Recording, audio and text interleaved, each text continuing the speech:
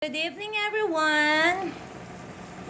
I-share ko nga lang pala ang pagkain ng aking mga aso, lalo na sa aking inahing aso na nagpapagatas. Alam niyo ba kung ano itong niluto ko guys? Kalabasa na may dahon ng malunggay. Tapos nilagyan ko ng maraming manok. Masustansya kasi to, lalo na sa nagpapagatas. Alam niyo ba na ang malunggay ay pangpagatas para sa inahing aso? So, tingnan nyo yung mga aso ko, guys. Di ba ang lulusog nila? Kasi maraming gatas ang kanilang mommy. Ayan, oh, sa sarap ng tulog nila. Kasi, lagi ko siyang nilulutuan ng kalabasa na may malunggay. Tapos, sasahugan ko ng manok. Pero alam nyo, akala ko pagkain lang ng inahin na aso para sa nagpapagatas. Kaso matakaw din pala itong mga aso ko ng kalabasa na may malunggay at kasamang manok.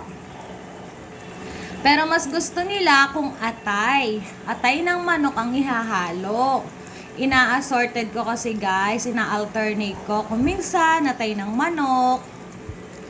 Pero kung minsan, manok. Diba? Supremo.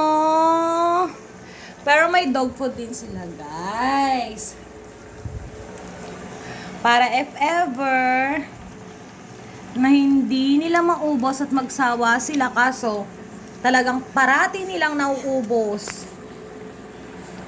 Lagi nilang nauubos yung pagkain nila, guys. Hindi naman ako natatakot na hindi nila maubos kasi nga naka-aircon naman kami. Ibig sabihin, hindi naman mapapanis. Pero maya-maya lang yan, ubos na kasi dalawa pa lang silang kumakain. 5 ang aso ko. Ayan o, naghihintay sila. Naghihintay sila. Tapos susunod din daw silang kakain. Yun lang guys, share ko lang para sa mga may asong nagpapasuso. Maganda ang kalabasa na may malunggay. Pero dapat may sahog para kainin nila. Yun lang guys. Bye!